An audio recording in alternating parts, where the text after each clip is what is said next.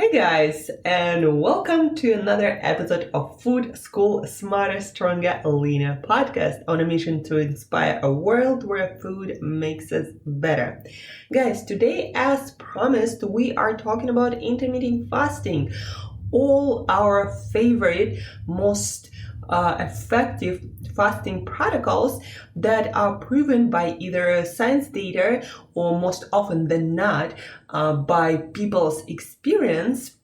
Fasting protocols that are proven to be more effective, helping people to reach certain goals. And today we're gonna run through some of those most effective fasting protocols, what kind of goals they are most suitable for, what kind of people they most likely to work for, and what kind of people they most likely not to work for. And yeah, so all about our favorite, most effective intermittent fasting protocols. But before we jump into that, let's talk about for intermittent fasting. It's not for everyone. Fasting isn't for everyone, guys. So for who fasting is not the best idea. Guys, if you've been having troubles with eating behaviors like either eating 100% all good on your chosen diet or binging, and you never really established that balanced pattern of eating, balanced meals, veggies, protein, healthy fats most of the time. If you haven't established that good eating routine, fasting might not be a good thing for you right now. Of course, pregnant or breastfeeding women, it's probably not really a great idea to do any fasting at all. Children, adolescents, and elderly people exercising often and intensely. So if you're a professional athlete, then fasting might not be the best thing for you because your body might need more nutritional support that fasting hours might allow. People who need a consistently higher energy intake every day. So for example, someone who does a lot of manual labor. So again, fasting might not be the right thing for you. People with a lot of other physical, psychological, and different kinds of stressors. Like if you're going through a really stressful time in your life, maybe your business, maybe you're, a kid on the way, family, business, maybe some illness combined, or, if you are sick right now, not the best to do fasting, guys. Type 1 diabetes or any sort of metabolic disorders, you really have to work with a medical professional, with someone who can guide you through this process. And in some cases, fasting is just might not be applicable. And people who need to take their medications with food at certain times might also not be a great idea. In general, guys, if you have some sort of special condition, be that physical or psychological, fasting might not be the best thing for you at the moment because it is a mild stress and you need to have a good, solid foundation of habits before doing fasting on a regular basis. That being said, there are different kinds of fasting, guys, and some of them can be suitable for almost everyone. Some of them, more advanced protocols, usually aren't suitable for too many people. So let's start with more simple fast that you can start with, especially if you are very new to intermittent fasting. So one of our favorite fasting protocols that we recommend in the Precision Nutrition Academy an alliance of coaches. One of the few fasts that we recommend for the beginner to start to kind of experience fasting, and whether that can be something you want to do more of or less of. So we call it trial fast. So what is trial fast? It's basically going without food for 24 hours. You might choose breakfast to breakfast or lunch to lunch or dinner to dinner. So for example, you had your breakfast somewhere between, 8 to 10 a.m. And the next time you're going to eat your food or any sort of nutritional thing, any kind of smoothies, juices in there too. So you have your breakfast and then you don't eat till the next day breakfast, or you had your dinner and you don't eat till the next day dinner. So this is a trial fast, and this is for those who wants to experience fasting but not necessarily ready to commit full time. You just want to try it out. That's why it's called trial fasting, trial fast. Why do it? To experience hunger intentionally in order to get accustomed to the feeling and not freak out fasting. You also learn how you manage your hunger in general, like how you go about your day, things you gotta do when you feel hungry. So this is more of a exploratory fasting, where you just kind of dip your toes into fasting, but not necessarily committing to anything. It's very basic. Just go without food for about 24 hours. Good tips for this fast and any other fast actually. While fasting, drink a lot of water, non-caloric beverages such as green tea or herbal tea, black coffee, that helps you to actually feel better when it comes to hunger, feel less hungry. Also be aware of different cues or feeling sensations that your body gives you, your body or your mind, and remind yourself to relax, and that hunger comes and goes, and that just take it moment by moment. Don't freak out. If you're hungry, it's not like you're gonna die. No, our body are quite used to be without energy and having to rely on internal sources. That's how human biology works. So just explore and see how you feel mentally and physically, what kind of thoughts, emotions you're experiencing. Just make notes of those while fasting. Fasting really helps you to build that self-awareness, that connection with yourself, with your feeling of hunger, or not just hunger, but bodily sensations in general. You're going to feel everything more acutely. Then also have healthy food in the house ready to go when you break your fast, so you don't break your fast with some junk food just because you got too hungry and too excited. So have healthy options, and I recommend, especially if you're a beginner and you don't know how you're going to react to stronger hunger after 24 hours without food. So I recommend to have only healthy food options. And then try to have your meals kind of planned for the next few days, because your hunger levels might increase, especially if this is the first time you're trying fasting. The next, our favorite fast, the periodic fast, or basically kind of like 24-hour fast, but this one you're going to continue maybe once a week, maybe once in a couple of weeks, maybe even once a month. So periodic fast is very similar to 24-hour fast. It's just you do it periodically. You could do it again once a month, once a year, once a week. Why do it? Well, there is at least some evidence that regular fasting will help us to improve gut health, our metabolic health, and possibly help us to live longer, also boosting our immune system. So periodic fast is basically when you know that you are getting a lot of benefits from fasting, when you know that you are feeling better when you fast, that it does something good for you, and now you want to do it more or less regularly, but you aren't ready to commit to daily fast. Not that you need to, but sometimes people will say things like, oh, you need to do it every day. No, you don't need to do it every day. So periodic fast is something you do sometimes, planned, scheduled, once a week, once a month. And the tips how to do it are similar here. Drink water, non-caloric beverages, especially drinking something warm helps you to feel less hungry. Also be aware of your physical sensations, of your energy levels, of your mood, how it all fluctuates. Your sleep, also your energy levels. So stay aware of those things and make sure that you have healthy food available and ready to go once you break your fast. And also, guys, notice how your fasting affects your overall eating behavior. So if your fasting makes you want to binge on everything and your eating habits when you don't fast get worse, then intermittent fasting isn't working for you, because it shouldn't make your eating habits worse. It should make them better, actually.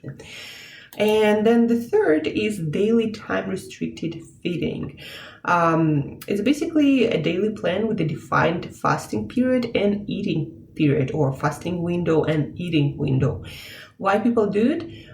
For different reasons: for weight loss, for fat loss, to become more self-aware, especially of your hunger, to make eating routines easier. Because for me personally, again, the main reason for me personally to fast is because it's very convenient. I like to eat not on the go, but fully dedicating some time to cooking and eating. I don't want to be in a rush or in the middle of something. I want to have like half an hour or 40 minutes to eat my food, and then there is time for cooking and cleaning. So it takes some time, and I like to be fully present for that moment, not eating on the go or somewhere. And that's why I don't want to be thinking about many meals, because that's just going to basically take like half of my day. So that's why I love fasting, and I learned how to make it work for me. And that's why I love fasting, because of its convenience, not because of anything else, not because it's magical or anything.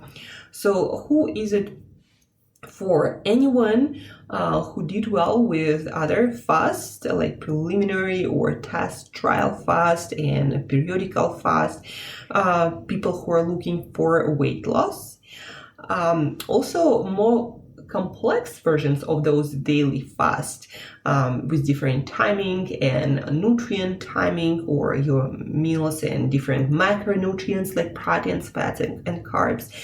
So those more complex daily fasts are more suitable for people who already feed, have plenty of experience eating healthy, are able to emotionally neutral and highly regimented, to be emotionally neutral during fasting and eating, and want to be extremely lean or maintain leanness while gaining muscle. So fasting can be a great tool for that, but it needs to be well planned.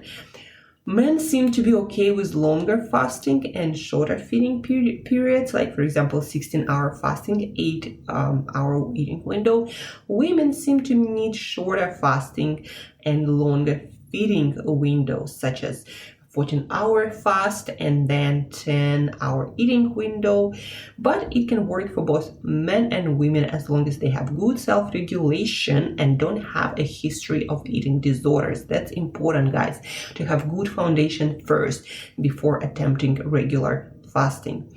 Who daily fast is not for: anyone with a history of disordered eating or who can't separate emotion from eating. So fasting isn't for you yet, guys. Pregnant or breastfeeding women, people with a lot of stress, people who find highly regimented practice to be anxiety-provoking rather than inspiring and empowering. And by the way, I'm doing some reading from Precision Nutrition intermittent fasting certification that I recently finished. And so there we have tools and most effective protocols. And then the more complex versions of fasting isn't for regular people who simply want to eat healthy, be healthy, and feed and have no particular desire to be extremely lean or athletic, or experiment a lot with their body physique or their energy levels, their performance. So if you want something simple, maybe intermittent fasting daily, especially complex protocols, aren't for you.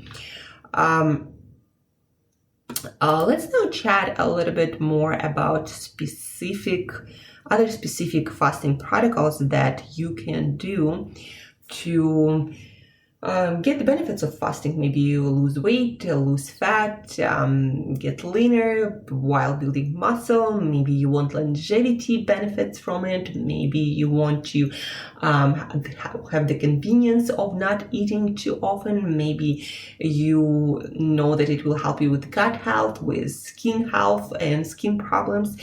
Maybe you want to improve your metabolic health, like your blood sugar and insulin regulation, blood lipids. Fasting can help with a lot of things, even though we can't say that a certain specific fasting protocol will help with a specific condition.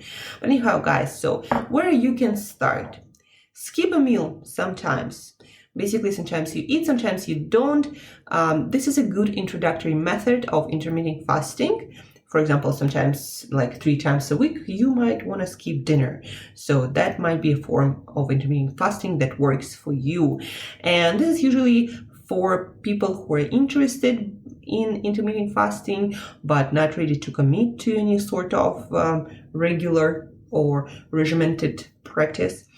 For people who are looking to lose weight with fewer rules and commitments, and people who like to eat normally most of the time. Then we have eat, stop, eat protocol. Basically, it's something like don't eat for 24 hours, once or twice per week.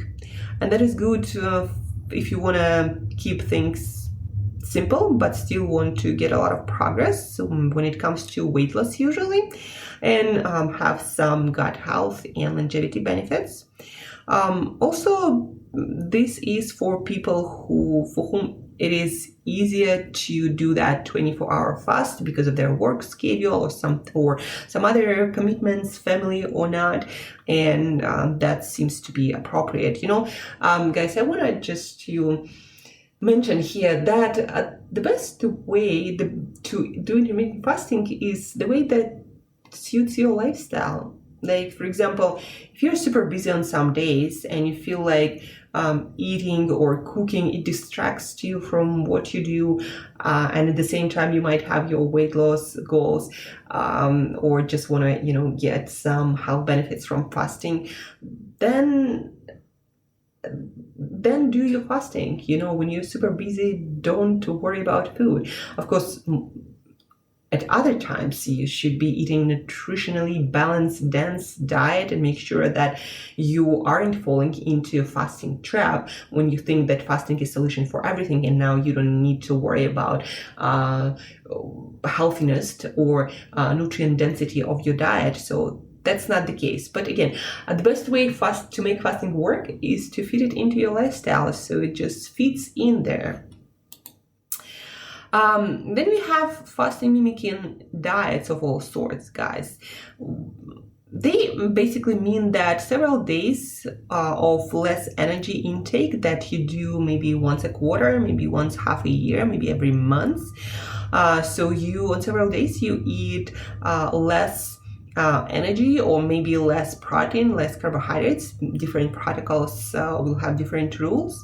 And then while doing this fasting, you don't exercise intensely, but more moderate to low intensity. And this is probably for those of you who want to have some benefits from fasting, especially weight loss, and some longevity benefits, but you don't necessarily want or can go without food completely. Then we have alternate day fasting, when you eat every other day. You might fast for 24 to 36 hours, and then you eat the next day normally, and then you fast again. I found that it is a very challenging protocol. It's definitely not going to work if you're very active. It's definitely not going to work if you have disordered eating problems. It usually works for people who have a lot of weight to lose, a lot of body fat to lose, who don't want to exercise intensely, and who have a schedule that allows this alternate day fasting to work beautifully. Again, I find I'm I'm very lean, and I do train every day, sometimes very intensely. So for me, that alternate day fasting would never work. I'll just go crazy and start eating a lot of food, not junk, but still, we'll start binging and overeating. The next one is time restricted feeding, either early when you finish your dinner by like 4 p.m. or late when you start your eating window somewhere like in the afternoon and you eat till somewhere like 8 p.m. There are different protocols. Early intermittent fasting, when you skip your dinner, finish it really, really early, seem to work better for weight loss. Sometimes they don't work that well for sleep for a lot of people and for stress levels. There are different ways to do that timing. Usually this time restricting feeding works for people who like to see some weight loss, fat loss progress. You don't want to have a lot of strict rules about your nutrition. Also, it fits well into your lifestyle and you love how it makes you feel. It also might work for a lot of people who are into training, like myself. You just choose the time window, eating time window that is built around your workouts, preferably having the most of your nutrition after your workout. The variation on the theme is warrior diet. You can Google it. It's been quite popular for a while. This is a very specific timing of intermittent fasting, when you eat for about 4 hours and the rest 20 hours you either fast completely or your intake of calories is very limited. And usually that interval works well for people who do something like resistance training and they like to have bigger meals after their workouts, not having to worry about calories and the amount of food. And also usually people who do that warrior diet, they eat later in the day after their workouts. Not right before bed, but later, maybe by like 7 to 8 p.m., depending when you go to bed. So you have that 20-hour non-eating window when you do a lot of work, you're getting busy with life, maybe having some lighter food, like maybe a shake here, maybe some fruit there, but it should be very limited. And then 4 hours, usually you work out fasted, and then after you work out, you have 4 hours to have a big meal and maybe one smaller meal to have all the nutrition, and then you usually sleep, you recover, and you continue to the next day. So it works for people, again, who are into training, who also have a lot of life commitments, but also who can manage this tough eating schedule emotionally and physically really, really well. And another variation on the theme that works even better from our experience for athletes, especially interested in developing more lean body mass, developing and building more muscle. So sometimes you can hear the name of this fast is Lean Gains 16-8, another name for it. So that basically you fast for 16 hours a day. Fast meaning nothing caloric or close to nothing, maybe some amino acids, essential amino acids for your workouts, for your fasted workouts. So 16 hours, you don't eat anything. Then you have 8 hours and you work out fasted right before opening that eating window. So you might take some amino acids, some electrolytes for that workout. Right after that workout, you're gonna have your biggest meal of the day with a lot of nutrition, carbohydrates, proteins, healthy fats. And then the rest of that 8-hour eating window, you might have 1 or 2 smaller meals. And that's how it works. Seems to work for a lot of people into resistance training. Now, if you are training more in cardio kind of sports, like maybe you're a cyclist or a runner, especially if you do a lot of either high intensity or longer mileage, that might not necessarily work well for that. But for building lean muscle, seems to be a pretty good option. Again, you don't eat for 16 hours, you work out fasted, maybe with some essential amino acid that will help to stimulate muscle protein synthesis faster. So, or basically muscle building that will stimulate. So you work out with that, electrolytes, maybe some amino acids, and then you have your biggest meal of the day right after you work out, and then you have a couple of smaller meals during that 8-hour eating window, and then you fast again. So that's, and those are the most workable, effective fasting protocols that people do. Let's recap. The easiest one probably is skipping a meal sometimes. So sometimes you eat your dinner or breakfast, or sometimes you don't. Generally, it will help you to, if you keep the rest of your eating habits the same, that will help you to lose some weight over a period of time without having to commit to any complex or difficult fasting protocols, and without having to count calories and changing your food habits in any other way. Then we have eat, stop, eat. When you, or I actually, well, eat, stop, eat. You don't eat for 24 hours once a week, or maybe a couple of times per week, but no often than that. And that also can be used for health, for weight loss, when you don't want to think about other complicated changes to your diet, but want to lose some weight. Then we have fasting mimicking diets, when you restrict your carbohydrates, your proteins, or maybe your fats, and you restrict calories a lot, a few days a week, or maybe a whole week, but once a quarter. Mostly used for weight loss and longevity purposes. Then we have alternate day fasting, that usually is suitable only for people with a lot of fat, with a lot of weight to lose.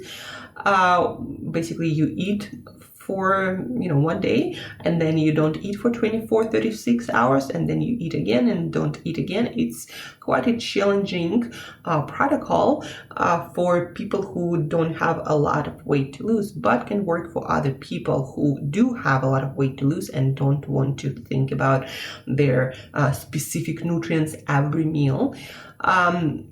Time restricted feeding. Again, you might set certain hours that you do every day, either early in the day, skipping or having very early dinner. And then you can have a later time restricted feeding when you don't eat for breakfast, for example, and you start your eating window later. That can work for many things, for weight loss, for getting lean, and while training. But the most important thing, again, if it fits your schedule, your lifestyle, that might be a great option. I do it every day. These days, I do early intermittent fasting from 10 a.m. somewhere to 4 p.m., 6-hour window. Then we have warrior diet and lean gains. Those are usually for strength training athletes more often than not. With warrior diet, you don't eat for 20 hours. With lean gains, you don't eat for 16 hours. And I guess the most distinctive feature of these protocols is that you do your workout fasted, or almost fasted, like with warrior diet, and then after your workout you have your biggest meal of the day with a lot of nutrients that will help you to recover and build muscles, and then you might have 1 or 2 lighter meals, and then you fast again.